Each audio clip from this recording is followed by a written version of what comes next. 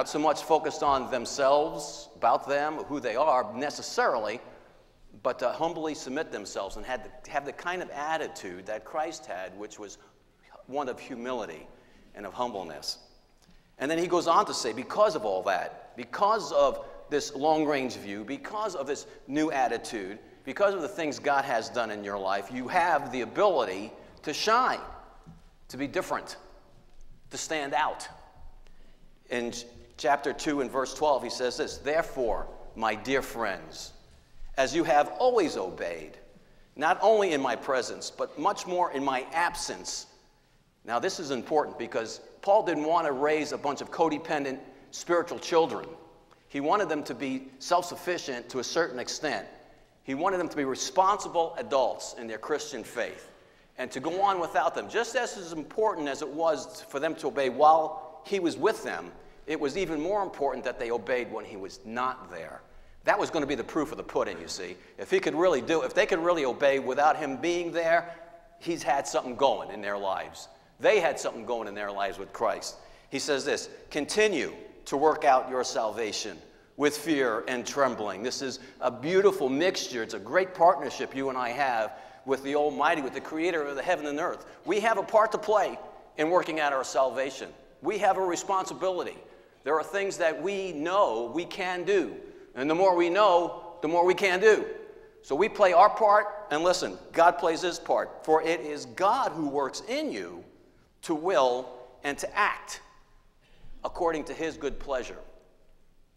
Now, I've often thought that I've been down a road in my own life, making my own choices, going in my own direction. But really, I think when it really boils down to it, if I'm really being obedient, taking responsibility for what God has done in my life, and I'm walking in a certain way, I can't help but think that part of the process, God is working in and all through that, and I'm on purpose with him. Because he is working in and through my life. He says this, do everything, my dear friends, without complaining or arguing. That's a tall order sometimes because we like to complain and argue.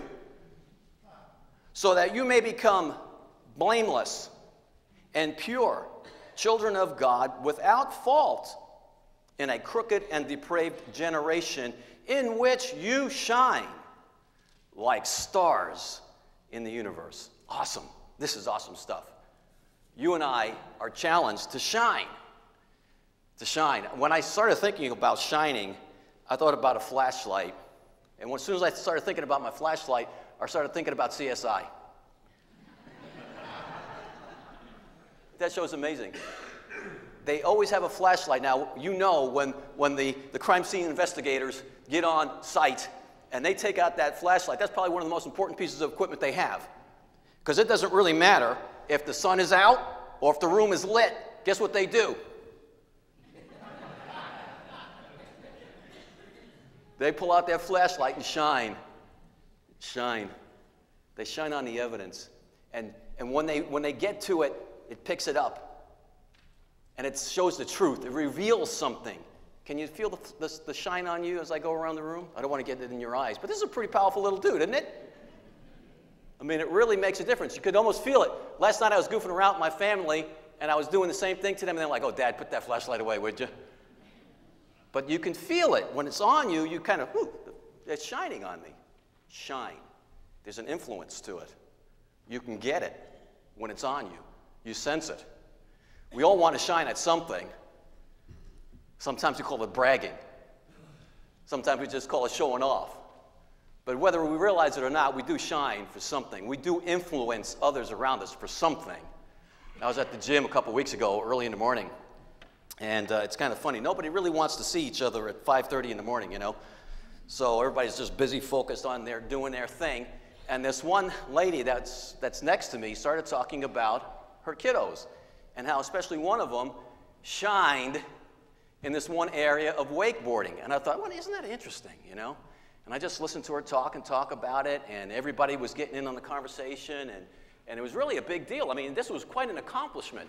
This young man was shining in his field of expertise, and he was known for it because he outshined everybody else. He was head and shoulders above everybody else in this particular field. Some of us shine really well at our work. and we're known for it. And let's face it, we all like good customer service, right? And when you go into a place and they're serving you really well, and your waiter or waitress shines, you know it because you tip them more.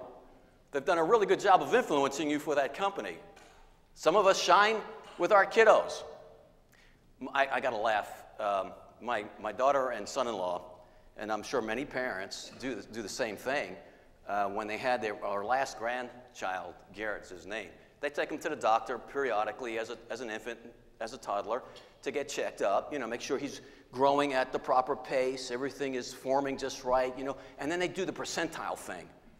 Oh yeah, he's about 75% in the percentile as far as his length. He's okay, he's going to be okay, his weight, and they check it all out. Well, his head, my son-in-law, I got to laugh at him because he just started laughing. He says, yeah, Pop, and his head, he's in the 90th percentile with his head size, which means his head was larger than 90% of the kids his age. He's already got a big head, and he's only a couple months old. He was shining, all right. You'll be happy to know his body finally caught up with his head, and he's all okay. But we all shine somewhere or another.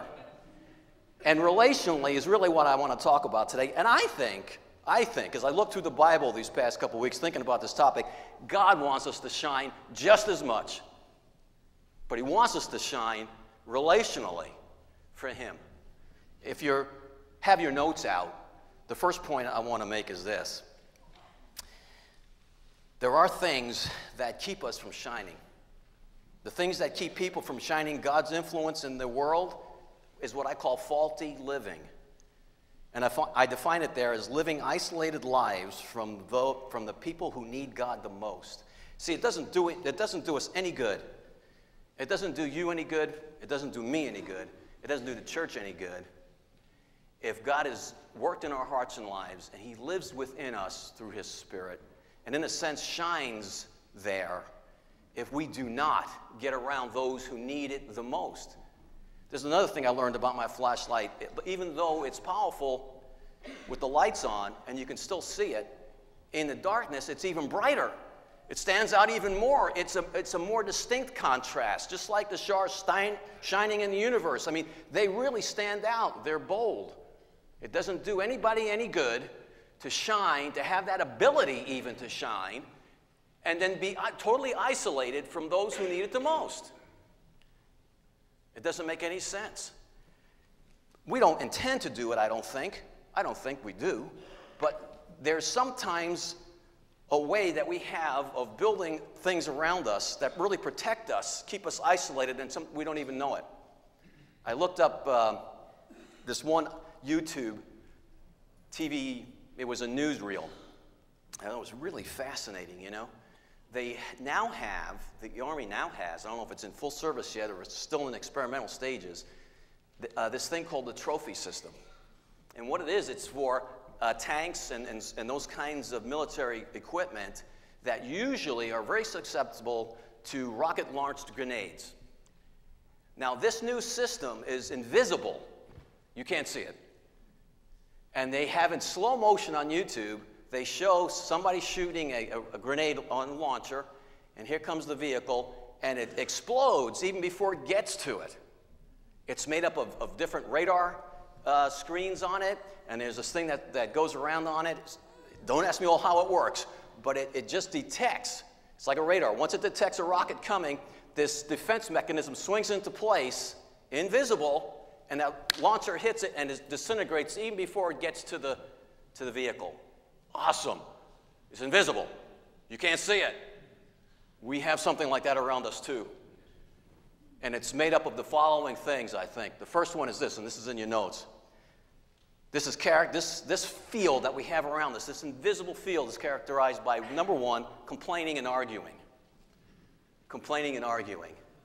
You ever been around somebody that just all they do is complain? Crying about everything, moaning and groaning, nothing's good, always see the negative in things. The person who's always arguing, they're always a crisis, there's always something going on in their lives that is just out of control. They're negative.